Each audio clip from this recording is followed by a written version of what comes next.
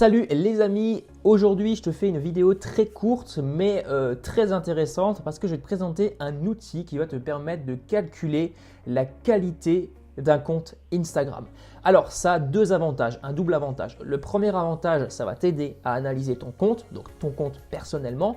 Et le deuxième avantage, ça va t'aider à analyser le compte soit de tes concurrents, pour savoir si tu peux faire par exemple des partenariats avec eux, parce que oui, quelquefois c'est bien de faire des partenariats avec tes concurrents pour profiter en quelque sorte de leur audience. Par exemple, tu vas leur payer une certaine somme d'argent pour que tout simplement ceux-ci te fassent de la pub, mais derrière, s'ils n'ont pas une audience qualifiée, si leurs abonnés sont fake, si ce sont des abonnés achetés, eh bien tu ne pourras pas rentrer dans tes frais. En gros, tu auras payé de la pub pour quelque chose qui ne t'apportera pas de résultat. Donc c'est très important de connaître leur qualité d'audience et ça, tu vas pouvoir le faire grâce à cet outil qui s'appelle Hype Auditor. Alors, Hype Auditor, c'est totalement gratuit. Je crois que tu es limité à un certain nombre de recherches par jour ou par mois. Alors là, je n'ai pas les chiffres exacts de toute façon, hein, tu verras par toi-même. Après, voilà, tu n'as pas besoin d'analyser non plus des milliers et des milliers de comptes. Déjà, premièrement, ça te sert à analyser la qualité de ton audience. Donc là, très rapidement, je vais te présenter le tableau de bord. Là, tu vois un nombre de followers. Donc ça, c'est mon nombre de followers sur mon compte et le taux d'engagement, 12,12%. Ensuite, tu vois qualité de l'audience. Donc, l'audience de qualité, c'est représenté par 4800 abonnés. Donc, ça veut dire que sur mes 7600 followers, j'en ai 4800 qui sont de qualité. Donc, c'est un chiffre qui est quand même plutôt correct, hein, bien sûr, parce que en général, hein, sur une audience, tu ne peux pas avoir, c'est impossible d'avoir une audience à 100% qualitative. C'est notamment prouvé par ton taux d'engagement. Hein. Si tu avais une audience à 100% qualitative, tu auras un taux d'engagement de 100%, ce qui est à peu près impossible, on va dire, sur Instagram, à moins que tu aies seulement quelques abonnés.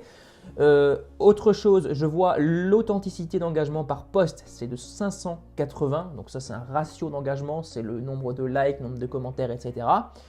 Et je vois en dessous la qualité de mon score d'audience. Donc c'est 92 sur 100, ce qui est plutôt bon, ce qui est plutôt correct.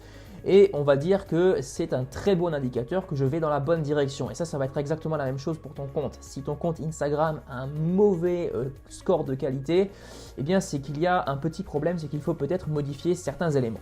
L'autre chose qui est ultra intéressante, c'est tout simplement l'audience. Là, je vois concrètement alors les US, l'Italie, la France, le Brésil, l'Inde, etc. Donc là, c'est normal si moi je possède plusieurs pays parce que je vise le marché international et surtout le langage anglophone. Donc on verra par la suite que ça va être corrigé par la langue parce que tu vois, si je clique ici, je vois que 60% de mon audience est composée de personnes qui parlent anglais, ce qui est vraiment dans les clous par rapport à mon ciblage. Voilà.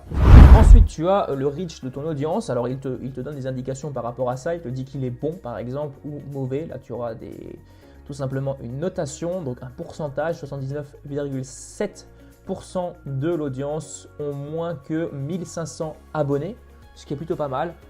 Et des comptes similaires ont 78,6% en comparaison. Donc, c'est des petites comparaisons qu'il te fait par rapport à la moyenne. Là, l'authenticité de l'audience, elle est pas mal. Ensuite, tu as quelques petits graphiques par rapport à ton nombre d'abonnés, d'abonnements, etc.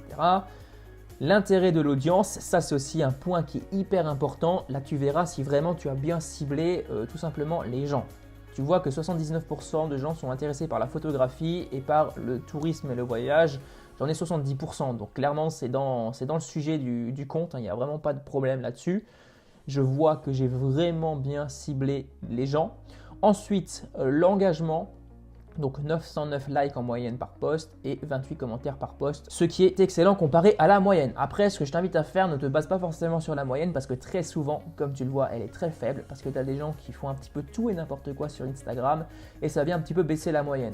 Clairement, si j'avais 7000 abonnés avec 1,83% d'engagement, ce serait un problème. Donc là, je vois que je suis juste au milieu, je pourrais mieux faire et d'ailleurs, c'est ce que je vais faire prochainement. Je vais essayer d'améliorer ce chiffre, hein. Il faut toujours être en continuelle amélioration.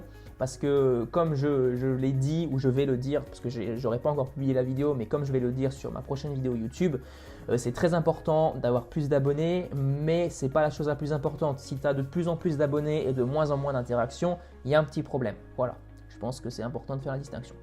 Ensuite, l'autre partie, like spread, donc c'est good. Voilà, je vois, il me dit que c'est bien. C'est l'écart de likes. Alors je ne sais pas ce que ça veut dire. Différence en nombre de likes entre chaque post. Je ne sais pas du tout à quoi sert ce chiffre. Là, personnellement, je ne pourrais pas te dire. Bref, en tout cas, l'outil me dit que c'est bien, donc pourquoi pas. Là, les commentaires. Alors là, j'ai rencontré juste un petit problème. L'authenticité des commentaires. Je trouve ça un petit peu bizarre parce que l'outil te dit que plusieurs commentaires, donc des 368 derniers commentaires, peuvent venir de groupes d'engagement. Et le problème, c'est que je ne fais pas encore partie de groupe d'engagement. Je n'ai pas encore lancé mon groupe d'engagement sur ce compte Instagram.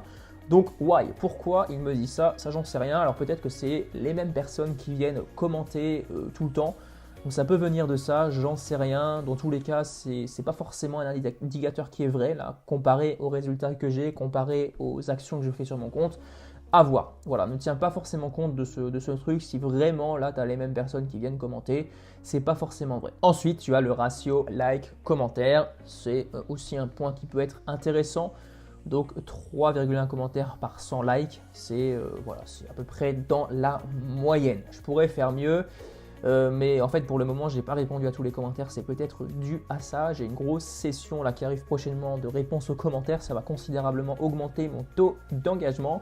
Et c'est d'ailleurs ce que je te conseille de faire, hein. Quand tu as des commentaires sur tes publications, eh bien tu réponds. Par exemple, tu as 20 commentaires, tu réponds à chaque commentaire, tu as 40 commentaires et ça compte pour l'engagement. Voilà, d'ailleurs je te montrerai prochainement des cas concrets de publications qui ont vraiment augmenté en taux d'engagement grâce à cette méthode de répondre aux commentaires, ce qui est très simple à mettre en place et ça prend pas énormément de temps jusqu'à un certain nombre d'abonnés, on va dire, parce que là en ce moment ça me prend beaucoup de temps quand même parce que je commence à avoir de plus en plus de commentaires en retard. Voilà pour cette vidéo, voilà pour le petit outil que je voulais te présenter. Alors je te conseille vraiment de l'utiliser pour calculer l'authenticité de ton compte Instagram et pour calculer l'authenticité des comptes de tes futurs partenaires. Ça peut vraiment te faire gagner énormément de temps et ça peut également te motiver à changer des choses sur ton compte. Parce que si par exemple tu es dans la thématique, on va dire, de la musculation et que tu vois que 80% de ton audience est intéressée par la photographie, il y a un problème, il faut changer certains éléments, peut-être des hashtags, les publications, etc., etc. On se retrouve très bientôt, à plus, ciao!